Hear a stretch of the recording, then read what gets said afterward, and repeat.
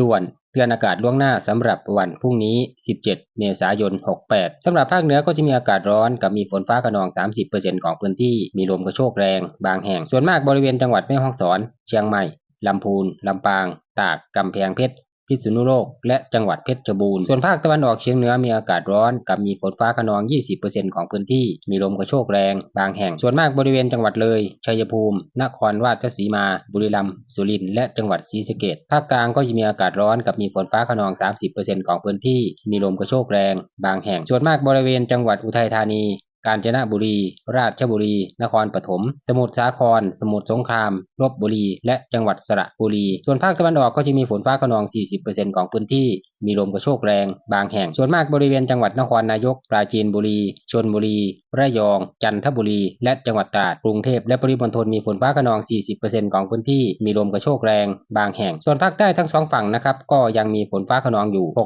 60-70% ของพื้นที่มีฝนตกหนักบางแห่งส่วนมากบริเวณจังหวัดระนองพังงาภูเก็ตกระบี่ตรังสตูลชุมพรสุราษฎร์ธานีนครศรีธรรมราชพัทลุงสงขลาปัตตานียะลาและจังหวัดนราธิวาส